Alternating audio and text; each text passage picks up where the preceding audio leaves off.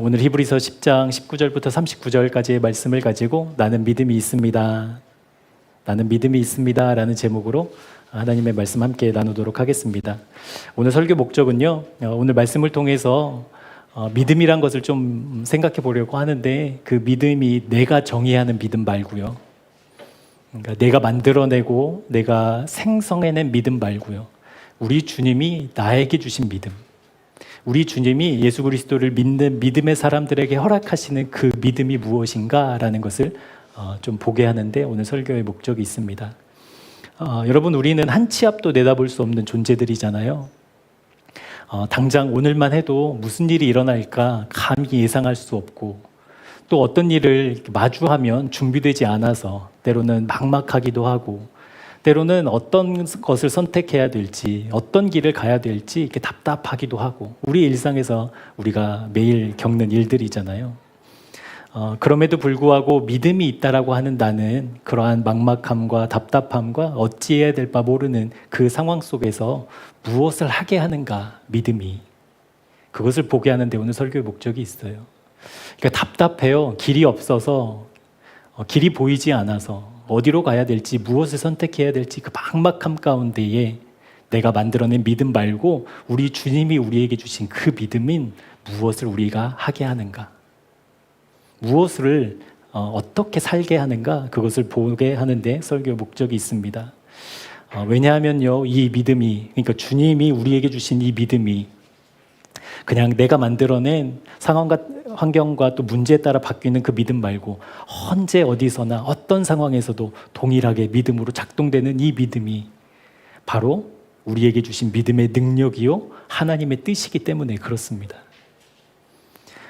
그러니까 내 믿음이 어떤 상황에 따라서 달라지거나 어떤 문제에 있어서 달라지거나 아니면 대상에 따라서 내 믿음이 달라진다라고 하면 우리의 믿음이 과연 하나님이 나에게 주신 믿음인가를 우리 심각하게 한번 생각해 봐야 돼요. 하나님이 우리에게 주신 믿음의 능력은요, 그 믿음은 상황에, 문제에 바뀌지 않아요. 반드시 그렇게 살게 하거든요. 이제 그 지점을 좀 살펴보려고 해요. 그래서 내 믿음의 모습, 그러니까 어떤 문제를, 어떤 상황을, 어떤 환경을 마주하고 있는 내 믿음이 믿음이라고 생각했는데 그것이 정말 하나님이 주신 믿음이 맞는가라는 것을 우리 한번 점검해 보고, 그것이 아닐 수도 있잖아요.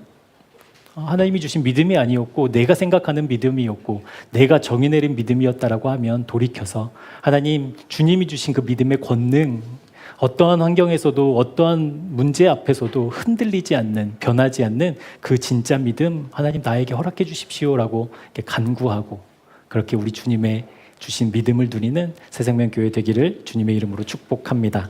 말씀 한 구절 찾아볼게요. 데살로니가 전서 5장 16절에서 18절까지 말씀입니다. 우리가 너무나도 잘 알고 있는 말씀인데요. 데살로니가 전서 5장 16절부터 18절까지 말씀.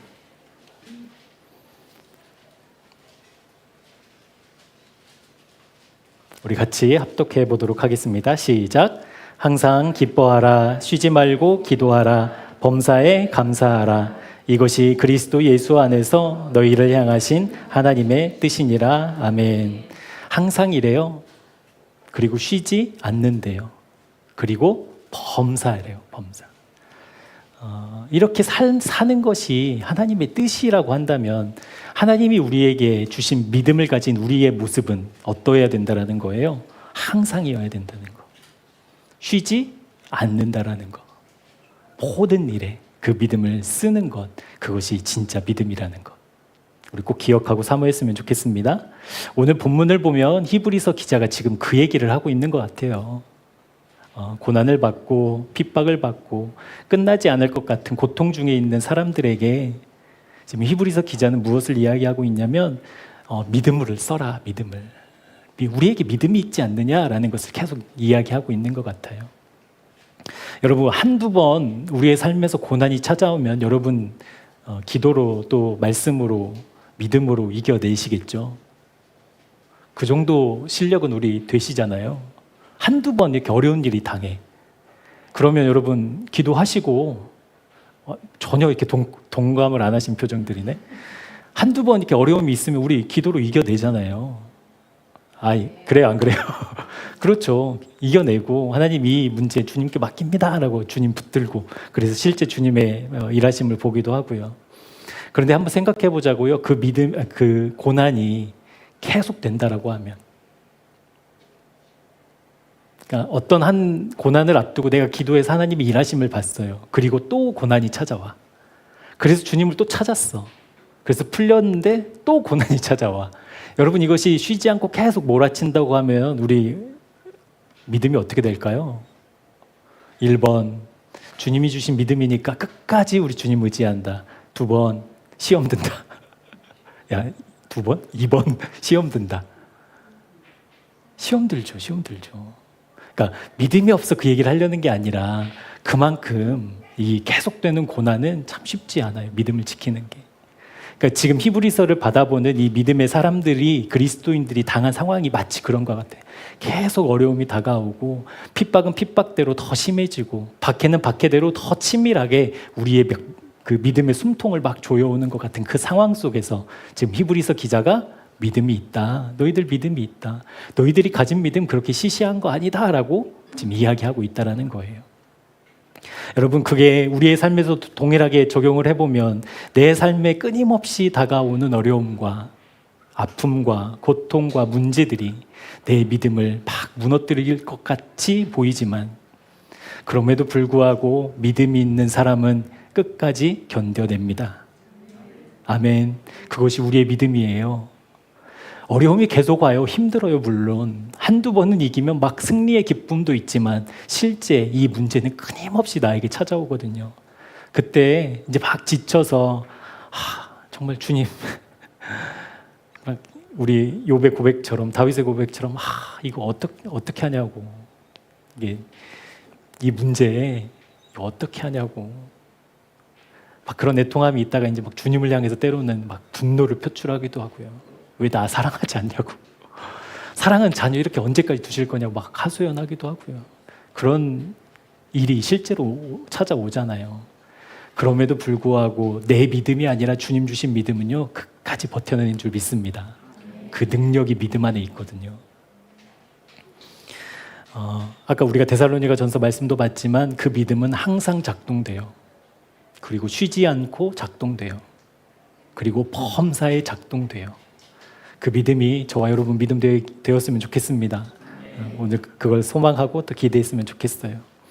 그러면 다시 한번 여러분에게 물어볼게요. 그러면 데살로니가전서 5장 16절부터 18절까지의 말씀이 여러분 정말 실제예요? 그러니까 알잖아요, 이제. 믿음은 항상 작동돼야 돼. 쉬지 않아. 범사야. 라고 했을 때 정말 그것이 여러분의 실제입니까? 고개 숙이지 말고요. 우리 소망이 있어요. 지금 여러분 질책하려는 게 아니라.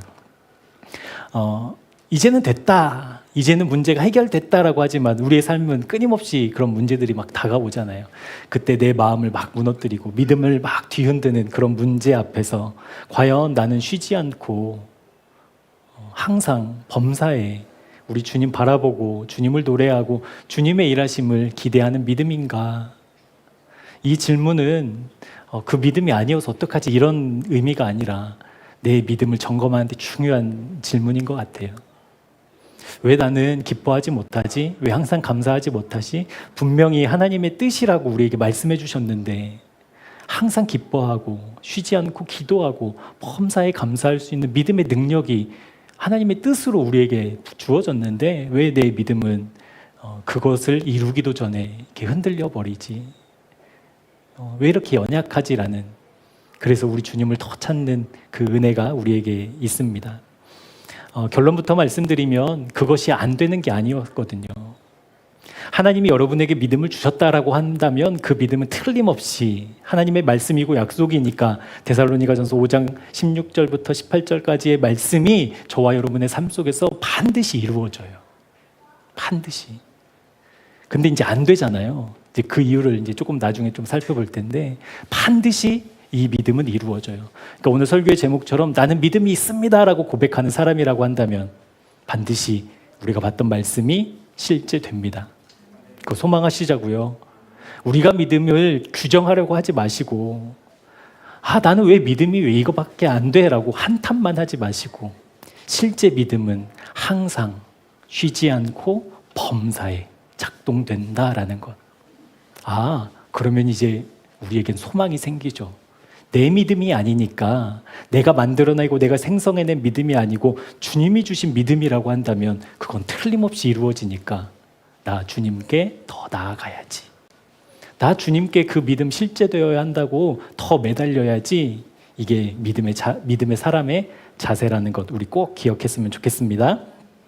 그렇게 충분하게 넉넉하게 모든 일에 감사하고 기뻐하고 기도할 수 있는 그 믿음의 비밀이 우리에게 있는데, 이 믿음의 비밀을 오늘 히브리서는 어떻게 이야기하고 있는지 본문 19절과 20절 말씀 같이 한번 읽어보도록 할게요. 시작.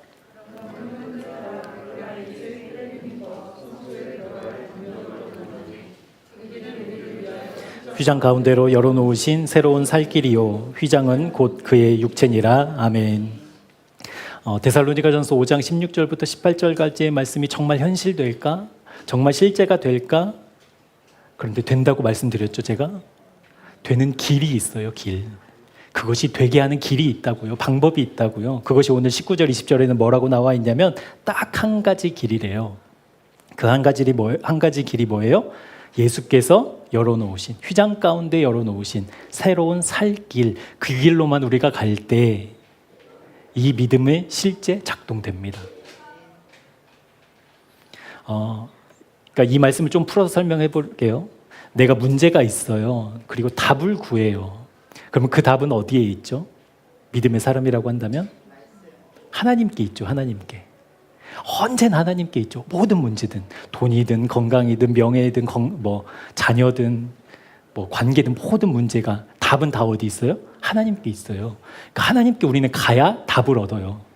근데 하나님께 가려고 했더니 갈 길이 없는 거예요. 우리는 죄인이니까, 본질상 진노의 자녀이니까 하나님께 갈 길이 없었어요. 근데 그 길이 누구를 통해서? 예수 그리스도를 통해서 열려져 있다라는 거예요. 그러니까 믿음을 선물로 받은 사람이 다른 길이 아니라 예수 그리스도께서 열어놓으신 그 믿음의 길로 나아가면 언제나 답을 얻는다. 답을 얻는다. 그럼 생각해 보자고요. 여러분 삶에 다가오는 수많은 문제들의 답이 주님 안에 있어요. 그래서 주님께로 갔더니 답을 얻었어요. 그러면 문제 두려워요? 안 두려워요? 시험 무서워요? 안 무서워요? 아무 문제 아니잖아요. 그래서 항상이라는 거예요. 그래서 쉬지 않는다라는 거예요. 범사라는 거예요. 어디로만? 예수 그리스도가 내놓으신 새로운 살길, 우리가 하나님께 나아가는, 그래서 나아가서 주님께 답을 구하고 답을 얻는, 그 생명을 얻는 그 유일한 길이 우리에게 열려 있다라는 것. 그래서 우리가 정말 주님 앞에서 우리의 믿음이 정말 언제 어디서나 어떤 상황에서도 믿음답게 되기 위해서는 여러분 막 무릎 꿇고 막 소리치면서 하루에 막 10시간씩 기도 그렇게 해서 얻어지는 게 아니라 예수 그리스도가 놓으신 새로운 살 길로만 걸어갈 때, 그 길로 걸어가 나를 사랑하시는, 나에게 믿음 주신 그 하나님을 마주할 때, 그때에 정말 우리는 새로운 이렇게 믿음의 장이 열릴 것 같아요. 믿음이 한 단계가 아니죠. 완전 새로운 이제 피조물로 바뀌게 되는 것이죠. 오직 예수 그리스도께서 열어놓으신, 그게 중요합니다. 우리는 끊임없이 내가 만들어 놓은 길로 가려고 해요. 내가 길을 만들어 놓고 그 끝에 주님 계셔야 된다고 기도해요. 맞죠? 여러분 미래를 위해서 기도하잖아요. 장래를 위해서 기도하잖아요. 자녀를 위해서 기도하잖아요. 다 내 길이에요. 그리고 그 끝에 주님이 계셔야만 해요. 이런 기도거든요. 근데 성경은 그렇게 얘기하고 있지 않아요. 예수 그리스도께서 열어놓으신 그 길로 가야만 답을 갖고 계신 하나님을 만날 수 있다는 것. 그러면 우리의 믿음이 왜 이렇게 흔들렸나? 우리의 믿음이 왜 이렇게 능력이 나타나지 않았나? 좋을 때는 좋은데 안 좋을 때는 믿음을 쓸 믿음이 왜 없었나? 그러면 꼭 점검해 보셔야 돼요. 내 길인가? 예수의 길인가? 내가 가고 싶은 길이었나? 예수께서 걸어가라고 열어놓으신 길이었나? 꼭 점검해 보셔야 돼요. 그런데 오늘 말씀은 그렇게 이야기하고 있습니다. 예수의 피를 뭐 한다고요? 힘입는다고. 힘입는다고. 제가 원어를 찾아보니까 N이라는 단어를 써요. 히브리어로 N. 이것은 영어로 in입니다. in. I-N. in. 이 N이라는 단어가 시간이랑 쓰이면 어떻게 번역이 되냐면요. 뭐뭐 하는 동안이라고 번역이 돼요. 장소랑 이 N이 같이 쓰여지면요. 무엇 안에라는 거예요. 그러니까 예수의 피를 힘입는다라는 것은 막연하지 않아요. 예수 그리스도와 함께, 예수 그리스도 안에, 연합하는 동안에 그것이 예수의 피를 힘입는다라는 뜻이에요. 그럼 여러분 생각해 보자고요. 예수 그리스도의 피를 힘입는다는 것은 우리 이제 뭐 교회가 이렇게 복음을 계속 들으니까 그것은 무엇을 이야기할까요? 내가 주님 안에 거하고 주님과 함께 있는다라는 것을 우리는 뭐로 표현하냐면 예수와 연합했다. 예수와 연합했다.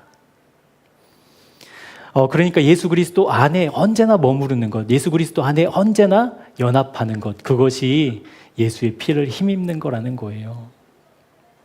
그러면 다시요. 우리가 걸어가야 될 길은 어디죠? 십자가의 길. 십자가를 통해서 예수 그리스도가 내놓으신 새로운 살 길. 거길로 우리가 가야 되잖아요. 무엇을 힘입어? 예수의 보혈을 힘입어. 그러니까 이것은 우리의 의지로 갈 수 없어요. 예수 그리스도와 연합한 사람만 가요. 연합하지 않고 내 의로 가면 그래서 대제사장이 지성소에서 죽는 거예요.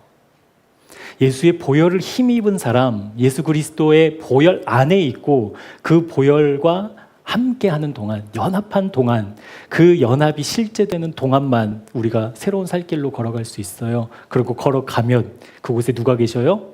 하나님이 계셔요. 이 하나님이 언제나 우리에 대한 답을 갖고 계셔요. 그러니까 기뻐한다라는 거예요. 여러분 깨달아지셔요. 왜 신앙생활이 웃을 일이 없나, 기쁠 일이 없나? 아니요, 기쁘다니까요. 내가 예수와 연합해서 예수께서 열어놓으신 그 길로 걸어가면 언제나 어떤 문제나 어떤 시간에도 우리 하나님은 답을 갖고 기다리셔요. 상상해보자고요, 우리. 내가 막 죽을 것 같은 문제를 갖고 그렇게 주님 앞으로 나아가 그 답지를 딱 들고 계신 하나님을 딱 마주봤어요. 여러분 어떠실 것 같아요? 할렐루야죠, 정말. 그래서요, 항상 기뻐할 수 있다니까요. 근데 답이 있는 줄 알지만 우리의 연약한 죄성 때문에 그러지 못하는 나를 발견하면 우리 뭐예요? 기도하죠, 기도. 하나님, 또 내가 답이 하나님께 있음에도 불구하고 돈에 답이 있는 줄 알고 또 그거 쫓아가고 있는다. 하나님 이거 어떻게 합니까? 라고 가슴 치면서 기도하잖아요. 그래서 쉬지 않고 그래서 기도하는 거고. 모든 일이든 하나님께 답이 있으니까 범사에 가로치고 미리 감사하는 거예요. 미리 감사. 언제나 주님께 답이 있기 때문에 나 주님께 가면 답이 있어요. 그걸 믿어요. 그래서 감사해요, 주님.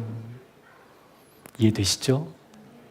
그래서 이 나는 믿음이 있습니다라는 것이 그 믿음 없는 사람이 어디 있어? 이 정도가 얘기가 아니라 실제 주님과 연합해서 주님의 열어놓으신 새로운 살 길로 걸어 나아가 그곳에 나를 기다리시고 나를 향하신 주님의 뜻과 계획과 답을 갖고 계시는 그 하나님을 마주하는 기쁨과 감사와 감격이 우리 삶에 가득하기를 축복합니다. 그렇기 때문에 여러분 믿음이 있는 사람은 어떤 상황에서도 어떤 문제 앞에서도 흔들리지 않아요. 그러니까 그 문제에 먼저 반응하기 전에 그것보다도 먼저 뭘 하는 거예요? 예수와의 연합을 기도하는 거거든요. 연합이 돼야 된다고 하는 거거든요. 그렇게 연합이 되면 아까도 말했던 십자가의 길로 걸어가 그 길 끝에 나를 기다리고 계시는 나에게 답지를 들고 계시는 그 주님을 하나님을 만나는 그 기쁨을 확신하기 때문에 어떤 문제에도 휘둘리지 않고 흔들리지 않고 그 믿음을 이렇게 견지할 수 있다라는 거예요. 그래서 여러분 꼭 기억하셔요. 내 믿음이 왜 이렇게 약하지? 내 믿음이 이렇게 상황에 따라, 문제에 따라, 어떤 문제에 대해서는 내가 담대한데, 예를 들어 자식의 문제만큼은 내가 쉽게 흔들려. 다른 문제는 다 하나님께 맡기는데, 그 돈의 문제는, 이거는 내가 막 쥐고 흔들려고 해. 왜 내 믿음은 이렇지? 의지가 없어서가 아니에요. 여러분, 결단하지 않으셔서가 아니에요. 예수와 연합하지 않아서 그래요. 예수 그리스도와 연합하면 그 모든 과정이 실제됩니다. 그래서 여러분, 믿음이 있는 사람, 하나님이 우리에게 주신 그 믿음을 우리 마음에 품고 사는 사람은 반드시 어떻게 하냐면 문제와 상황 앞에서 예수와의 연합을 먼저 점검합니다. 그것이 진짜 믿음인 거예요. 그 문제를 하나님 해결해 주세요라는 기도 그 전에 나 지금도 주님과 연합하고 있어야 됩니다. 이 큰 문제 앞두고 심히 두렵지만 두려움이 아니라 예수와 먼저 연합해야 됩니다. 주님과 함께 있어야 됩니다. 그 보혈에 충분하게 충만히 적셔져야 됩니다. 라는 기도가 먼저 나온다라는 거예요. 이것이 예수 그리스도의 피를 힘입는다. 그것을 담력이라고 또 표현하고 있잖아요. 담력이라고 번역된 헬라어는요, 파르레시아라는 단어예요. 파르레시아. 이 단어는 거리낌이 없다라는 뜻이에요. 거리낌이 없어요. 그러니까 걸리적거리는 게 없어요. 저희 이제 본가에 가면 그러니까 옛날 집이니까 이렇게 문틀이 있잖아요. 문틀이 있으면 그 문틀을 항상 이렇게 넘어다니는데 저는 습관이 잘못돼서 그 문틀을 항상 밟고 다녔거든요. 저희 어머니가 어렸을 때 문틀 좀 밟지 말라고. 그거 없애든가 그러면. 밟게 이렇게 다리에 딱 걸리게 되는, 항상 밟고 다니니까 저희 어머니는 그것 좀 밟지 좀 말라고 이렇게 막 잔소리를 하셨던 기억이 나요. 그런데 이제 제가 결혼하고 신혼집을 얻고 이렇게 살다 보니까 요즘 집은 이제 없잖아요, 그게. 편해요. 그게 거리낌이 없다라는 것. 내 발을 걸리적거리는 게 없다라는 것. 예를 들면 여러분이 신라호텔 뷔페를 이제 갔어요. 우리 수요예배 나오시는 분들 너무 이렇게 귀하다고 목사님들이 다음 주 수요일은 우리 신라호텔에서 만나요 해가지고 이제 거기서 이제 만찬을 즐겨요. 그럼 여러분이 이제 오실 거 아니겠어요? 상상만 해보자고요. 한 16만 원 한대요. 갔어요. 가서 우리가 다 계산을 했으니까 여러분 들어갈 때 거리낌이 있어요, 없어요? 신라호텔인데 16만 원인데 거리낌이 없어요. 거기에 산의 진미가 가득할 거예요. 수백 가지 음식이 있을 거예요. 먹는데 여러분 주저하실 거예요? 막 랍스터 막 있고 막 스테이크 굽고 있고 그거 뭐 제주제에 뭐 어떻게 그런 걸 먹어요? 이러실 거예요? 다 상관없고 한 번만 데려가 주시면 여러분 그게 거리낌이 없다는 거예요. 이미 지불했어요. 거기 음식을 다 먹어도 상관없어요. 맞죠? 비싼 음식만 골라 먹어도 상관없어요. 우리 애들이 만약 같이 가서 거기서 주장창 김밥만 먹어도 상관없어요. 뭘 해도 상관없어요. 왜요? 이미 값을 치렀으니까. 그런데 이제 거기에 꿍하니 앉아서 목사님들이 진짜 이거 비싼 음식 사준 거 맞아? 영수증 한번 확인해 봐야 되겠는데 막 그 고민하느라 못 먹고 있다라고 하면 그게 거리끼는 거예요. 그 거리낌은 이유가 뭔지 아시겠어요, 여러분? 내 생각이에요. 내 생각. 내 판단이에요. 그러니까 예수 그리스도의 피를 힘입는 담력이 생겼다라는 것은 이 담력은 거리낌이 없기 때문에 내 생각이 주님과 연합해서 정리가 됐다라는 거예요. 그러니까 믿음이 있다라고 하면 하나님이 주신 믿음이 있는 사람은 내 믿음이 진짜인가? 가짜인가? 믿음이 있다라고 하는데 내가 어떻게 이러고 살지? 나는 믿음이 아니야 라는 거리낌이 없어요. 있을 수가 없어요. 왜요? 계속 반복해서 얘기하지만 있느냐 없느냐의 문제 전에 우리는 뭐 해요? 예수와의 연합을 기도하잖아요.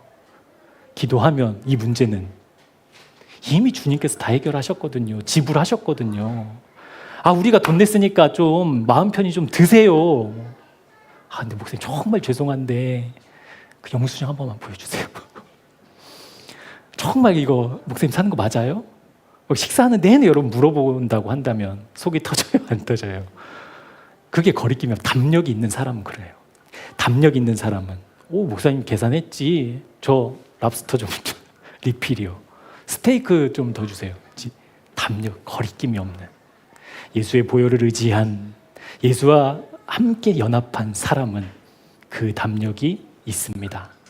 그래서 우리의 믿음을 시험해 볼 수 있다고 말씀하고 있는 거예요. 너희 믿음 시험해 보라라고 말씀하시잖아요. 그러니까 생각해 보자고요. 내가 지금 무엇 때문에 거리끼고 있는가? 결국엔 내 생각이에요. 내 생각, 내 판단. 그것이 이미 우리에게는 십자가에서 끝났기 때문에 믿음이 있다라고 한다면 더 이상 거리낌이 없다. 그러니까 예수의 피를 힘입어 담대하게 그 십자가의 길, 새로운 생명의 길로 걸어갈 수 있는 것입니다. 이미 지불했기 때문에, 이미 주님께서 그것을 끝내셨기 때문에 그것을 누리는 것이 믿음이에요. 그런가 안 그런가? 그걸 시험해 보라는 게 아니에요. 그 말씀은 너희 믿음을 시험해 보라는 것은 있는가 없는가, 그걸 시험해 보라는 게 아니에요. 내가 지금 예수와 연합했는가.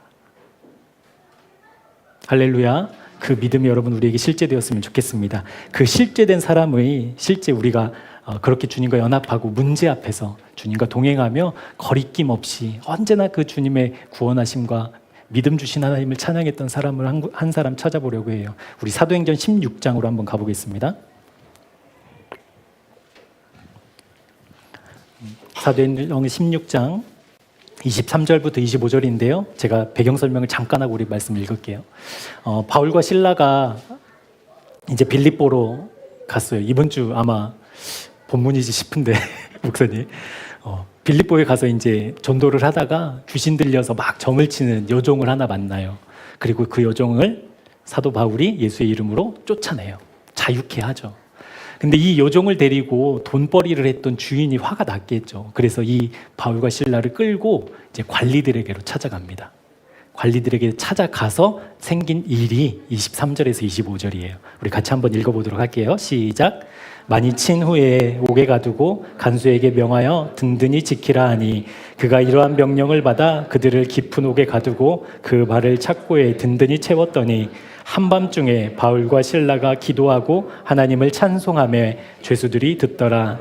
저는 성경책에 어떻게 표시되어 있냐면 옷을 찢어 벗기고의 동그라미가 되어 있고요. 많이 친 후에도 동그라미 되어 있어요. 옥에도 동그라미 되어 있고요. 든든히 지켜라 라는 것에도 동그라미 되어 있어요. 깊은 옥도 동그라미 되어 있고 착고도 동그라미 되어 있고 한밤중도 동그라미 되어 있어요. 여러분 복음을 전하러 지금 바울과 실라가 간 거잖아요. 복음을 전했어요. 복음을 전하고 귀신에게 사로잡힌 한 영혼을 구원하는 놀라운 사건이 벌어진 거예요 지금. 그런데 지금 사도 바울과 실라가 당한 일들은요 7가지의 일이 막 몰려닥친 거예요 자기들한테. 옷을 벗기고 때리고 옥에 가두고 그것만이 아니라 든든히 지켜라. 여러분 이 든든히 지켜라는 그냥 그 병사들이 막 있는 게 아니에요. 꿈쩍도 못하게 하는 거예요. 누워서 쉬지도 못하게. 군대 영창 가면 그러고 하거든요. 정좌로 앉아가지고 하루 종일 앉아있어요. 그렇게. 그러니까 꼼짝도 못하게 하는 거예요. 아니 꼼짝만 안 해도 힘든데 발에 착고에 채워져 있어요. 착고만 채워진 것도 아니고 얼마나 힘들었으면 한밤중을 또 만나게 돼요. 그러니까 복음을 전하고 주님을 위해서 일했는데 놀라운 이적도 나타났는데 자기들이 당한 일들은 연거푸 고난과 그냥 제정신으로 살 수 없을 만큼 어려운 일을 당하고 있었다라는 거예요. 그런데 바울과 실라가 어떻게 했어요? 25절 말씀. 한밤중은 가장 어두울 때. 그러니까 세상적으로 보면 사도 바울과 실라에게는 이제 소망이 없을 때, 소망이라고 하면 눈꽃만큼도 발견할 수 없는 그때에 바울과 실라가 뭐 했대요? 기도하고 하나님을 찬송했대요. 마음속으로만요? 아니요. 선포한 거예요. 그래서 함께 갇혀져 있던 죄수들도 그 고백을 들었어요. 그러니까 보자고요. 끊임없이 문제가 다가왔어요. 어려움을 당했어요. 그냥 살다가도 아니고 주님을 위해서 헌신하다가. 그런데 자기들은 지금 죄인도 이런 상죄인이 없는 모습으로 고난을 당하고 있어요. 그때 우리 같으면 하나님 어떻게 나한테 이럴 수 있어요? 하나님 살아계시면 천사가 나타나서 지금 옥문을 열어주신, 베드로는 그렇게 해주셨잖아요. 베드로는 해주시고 나는 왜 안 해줘요? 그럴만한데 바울과 실라는 기도하고 찬송했다. 이것이 믿음이 있는 사람의 모습이라는 거예요. 그 믿음은 누구의 믿음이겠어요? 앞에서 계속 설명했던 사도 바울이 가졌던 특별하고 고귀하고 거룩한, 감히 믿음의 사람들은 범접할 수 없는 그런 믿음을 이야기하고 있는 것이 아니라 그 문제보다도 먼저 내가 예수와 연합해 하고 있어야 됩니다. 하나님, 이 문제가 나를 사로잡을 수 없습니다. 오직 주님만 날 사로잡으셔야 됩니다. 그 기도와 그 찬양을 했다라는 거예요. 그런데 예를 들어서 바울이, 신라가 자기들이 좋은 대로, 자기 뜻대로, 자기 생각대로 살다가 이런 고난을 당했으면요, 어떻게 반응했을까요? 하나님 멱살 잡죠. 왜 그러시냐고 나한테. 이해되세요? 내 마음대로 살다가 이런 고난 당하면 우리 하나님 멱살 잡아요. 그런데 지금 바울과 실라의 삶은 어땠어요? 매일매일 나 주님 안에 있어야 된다라고 외치는, 몸부림치는 사람들이었고, 가는 곳마다 예수를 전하는데 그 예수가 그냥 지식적인 예수가 아니라 내가 만난, 나에게 믿음을 주신, 나를 구원하신 실제 살아있는 하나님을 전하고 증인으로서의 삶을 살았잖아요. 그러니까 다른 말로 표현하면 매일매일 주님 안에 거하고 주님과 연합하기를 목숨 걸고 지켰던 사람들이었거든요. 그 사람들에게 고난이 닥쳐올 때 그냥 기도하고 그냥 찬송한다라는 거예요.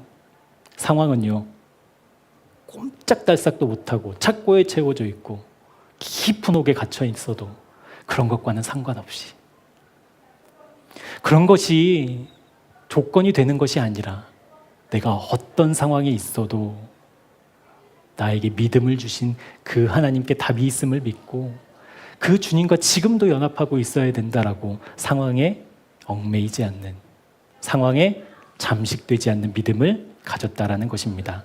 사랑하는 여러분, 저와 여러분에게 주신 믿음이 바로 이 믿음이에요. 우리가 수준이 낮고 우리가 아직 어리숙할 뿐이지 우리에게 주신 믿음은 그 능력을 이미 갖고 있어요. 상황에 얽매이지 않는, 상황에 지배당하지 않는, 상황에 내 마음을 다 빼앗기지 않는, 그렇게 견고하게 우리를 지켜낼 믿음의 능력이 하나님이 주신 믿음이라는 것. 그래서 사랑하는 여러분, 날마다 주님 안에 있기를 기도하고 애쓰고 몸부림치면서 그렇게 주님 안에 있기를 기도하는 사람은요, 절대 문제가 우리를 집어삼키지 못합니다. 절대 염려가 나를 뒤흔들지 못해요. 그렇게 주님과의 연합을 날마다 구하는 사람은 그 어떠한 것도 하나님의 사랑에서 우리를 빼앗을 수 없습니다. 그것이 믿음의 능력입니다. 이것은 우리에게 매우 중요한 가르침을 주고 있거든요. 우리가 지금 해야 될 일은 다른 어떤 일이 아니라 주님과 가장 먼저 연합하는 것. 힘 입는 건 시간으로 따지면 언제나 내가 살아있는 동안, 장소로 따지면 어디에서? 그리스도 예수 안에서.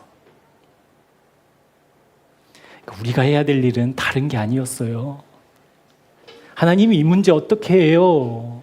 하나님, 내 마음 어떻게 해요? 지금 이 상황 어떻게 해요가 아니었어요. 주님, 나 지금 주님과 연합하고 있어야 됩니다.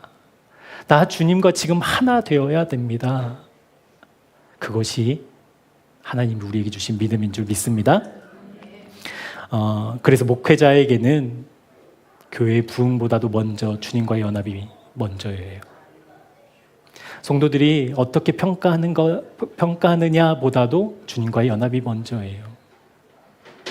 우리 직분자들은요, 내가 감당해야 될 그 사역의 결과가 어떻느냐보다도 주님과 연합이 먼저입니다. 우리 부모님들은 내 자식이 어떻게 크고 있나, 어떻게 키워야 되나, 어떤 사람으로 만들어야 되냐 보다 주님과 연합이 먼저입니다. 우리 자녀들은요, 성적보다도 세상의 평가보다도 나 지금 주님 안에 있는가라는 것이 먼저라는 거예요. 그것을 가능하게 하는 믿음 우리 꼭 사모했으면 좋겠습니다. 그리고 실제되었으면 좋겠습니다.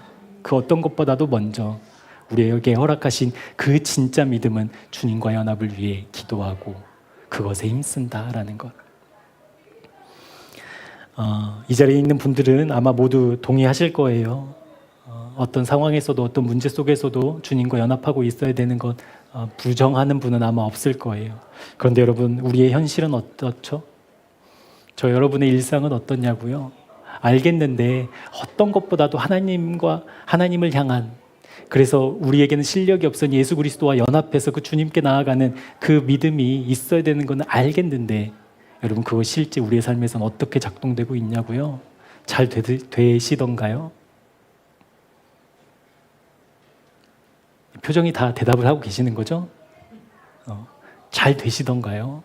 정말 기쁘게 막 되던가요? 잘 안 되죠. 잘 안 되죠. 그러니까 뭐 책망하려는 게 아니라 여러분, 이게 쉽지 않아요. 세상이 그렇게 만만치 않아요.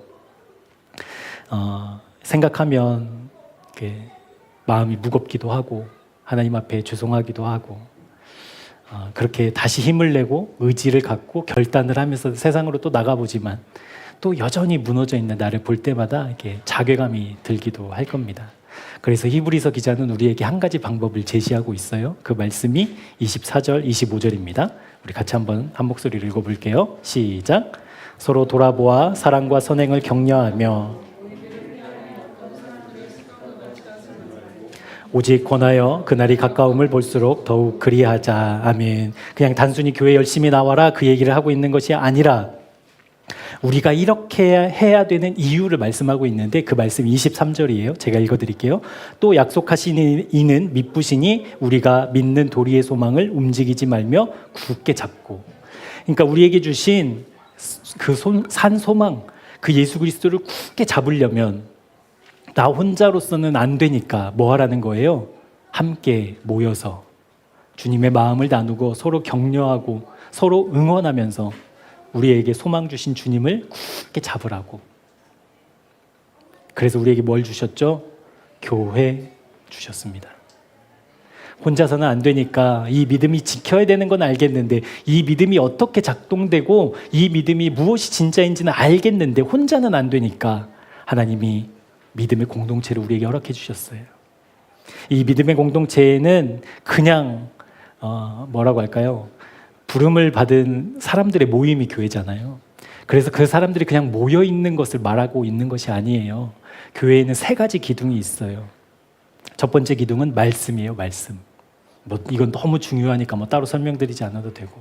두 번째는 봉사예요. 봉사가 교회의 중요한 기둥이에요. 봉사가 없으면 교회가 운영될 수 없어요.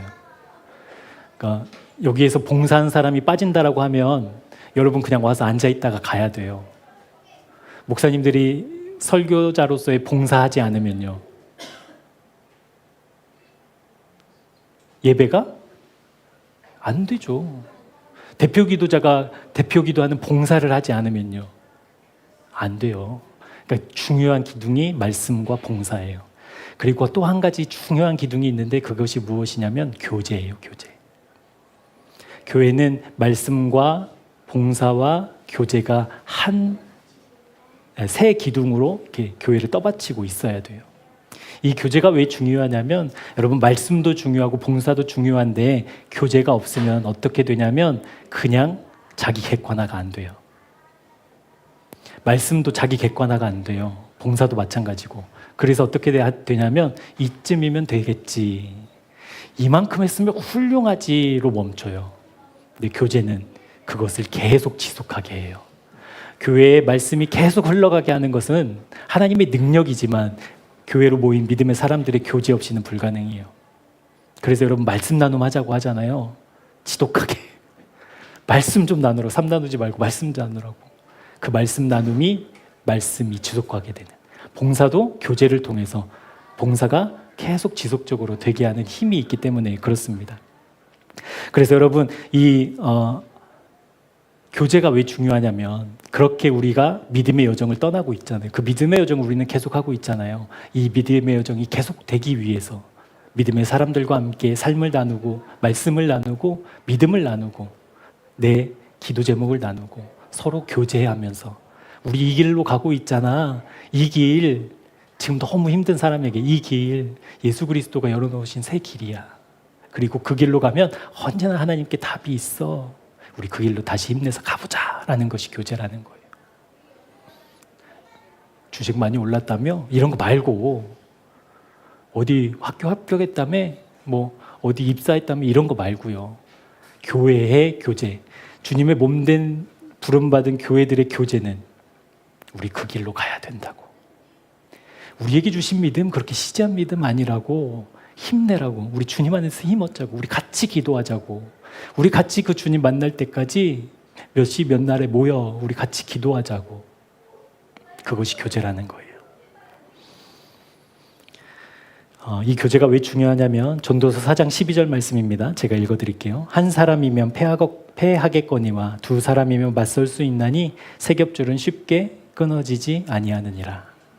혼자서는 어렵다는 거예요. 근데 믿음의 사람들과 함께 교제하면, 믿음의 사람들과 함께 친교하면, 그들과 함께 손을 맞잡고 예수 그리스도가 내놓으신 그 새로운 살 길로 함께 걸어가면 하나님이 은혜를 주시고 그 안에 놀라운 감격을 허락하셔서 함께 걸어갈 수 있게 하신다는 거예요. 그게 교회의 목적이거든요.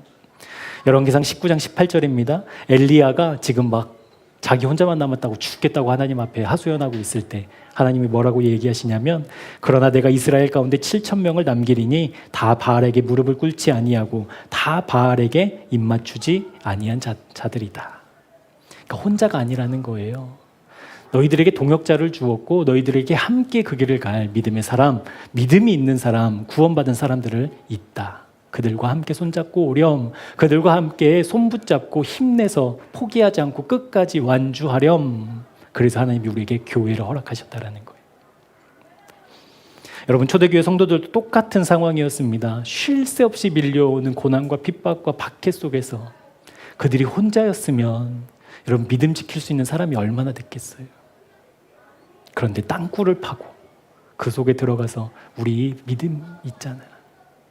우리 주님 결코 로마보다 작지 않으시잖아. 이 상황을 언젠가 하나님의 방법대로 끝내실 주님 우리 신뢰하자고 믿음의 사람들과 함께 손잡고 그 박해를 뚫어내어 결국 하나님의 영광을 보았다라는 것. 그렇게 함께 교회로 부르신 주님의 부르심에 하나 되어 주님을 바라보고 주님을 향한 그 믿음의 발걸음을 걸어갔던 사람들이 경험하는 일이 있어요. 그렇게 주님을 향해 걸어가는 믿음의 교회는 틀림없이 경험하는 게 있어요. 그것이 무엇이냐면 32절부터 34절까지 말씀입니다. 믿음을 지킨 사람들이 확인한 것, 우리 32절부터 34절까지 함께 읽겠습니다. 시작.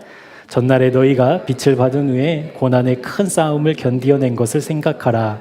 혹은 비방과 환난으로서 사람에게 구경거리가 되고 혹은 이런 형편에 있는 자들과 사귀는 자가 되었으니 너희가 갇힌 자를 동정하고 너희 소유를 빼앗기는 것도 기쁘게 당한 것은 더 낫고 영구한 소유가 있는 줄 알미라. 아멘.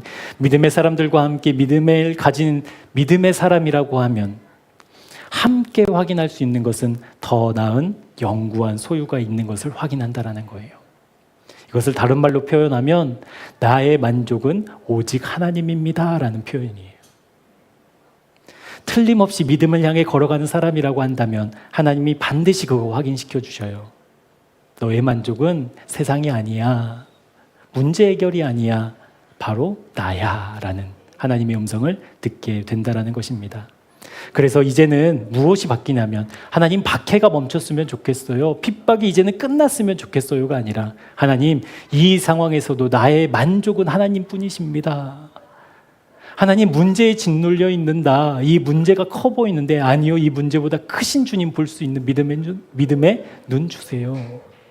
하나님 내 연약한 믿음 거두어 가시고 하나님이 허락하신 강한 믿음으로 상황의 문제에 휘둘리지 않고 우리 주님만 볼 수 있는 그 믿음의 눈 주세요라는,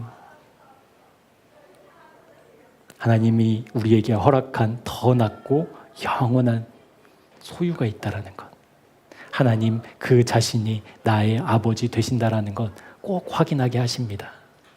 우리 그거 소망했으면 좋겠습니다. 여러분, 이것이 우리에게 허락된 믿음이에요. 이것이 믿음이에요. 믿음.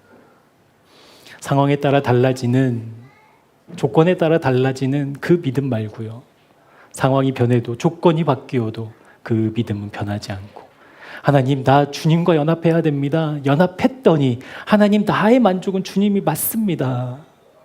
문제가 해결되지 않아도 상관없어요.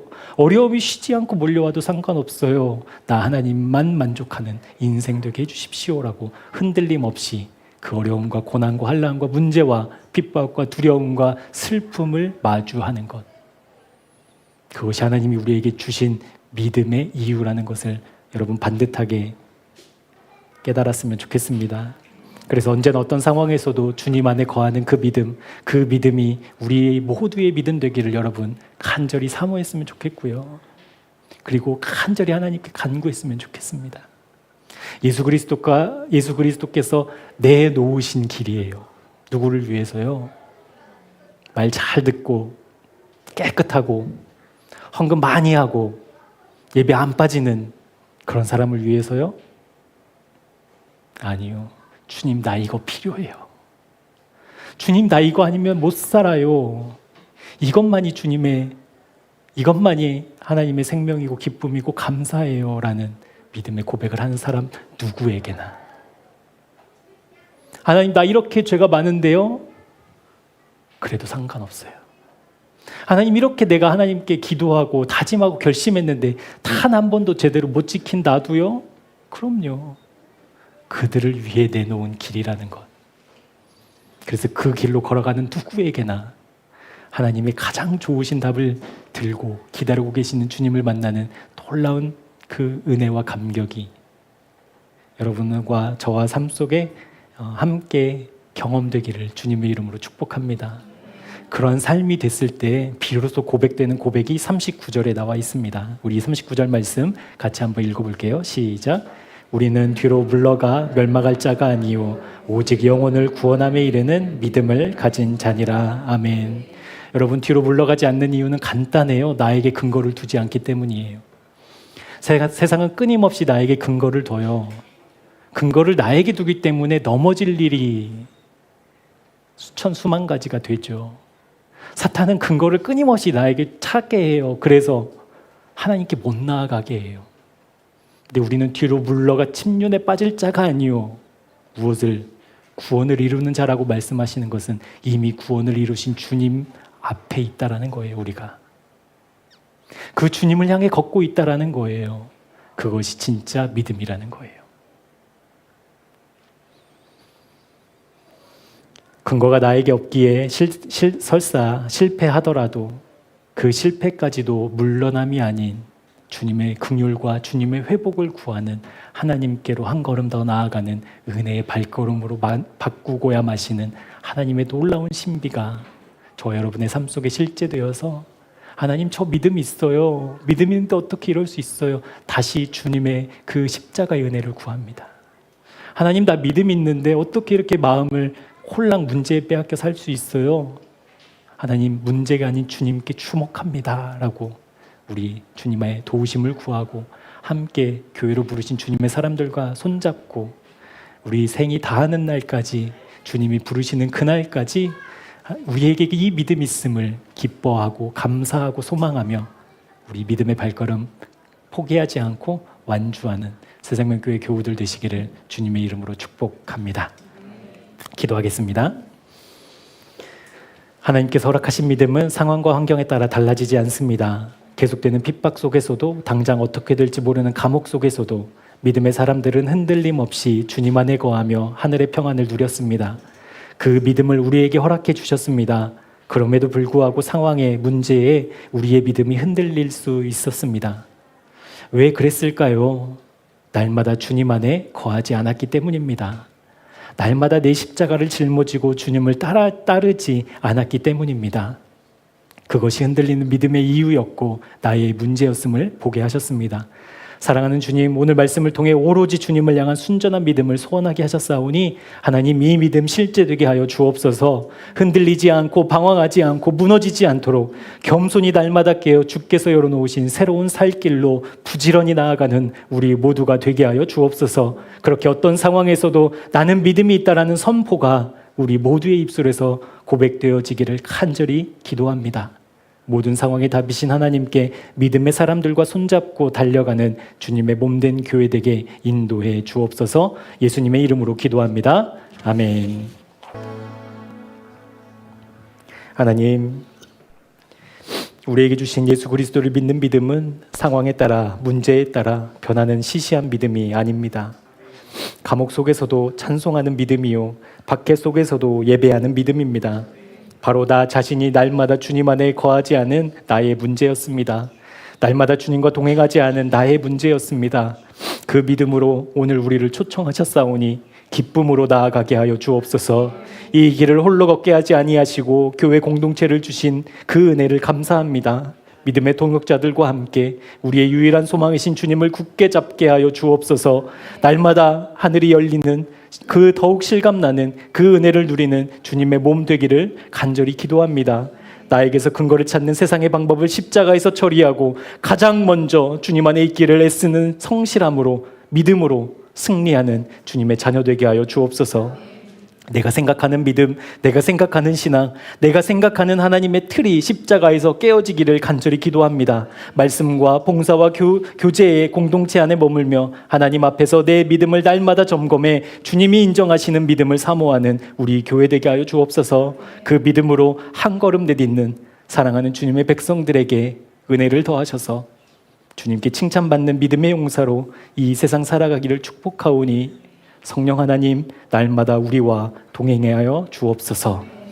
이제는 우리 구주 예수 그리스도의 은혜와 하나님 아버지의 측량할 수 없는 사랑하심과 성령 하나님의 참 믿음이 실제되게 하시는 역사가 십자가를 통해 여신 새로운 살 길을 믿음으로 걸으며 내 믿음이 아닌 주님이 인정하신 믿음으로 날마다 십자가를 향해 나아가 날 사랑하시는 주님을 만나 배웁기를 간절히 사모하는 주님의 사람들과 일상 속에 지금부터 영원토록 함께 하옵시기를 간절히 축원하옵나이다. 아멘.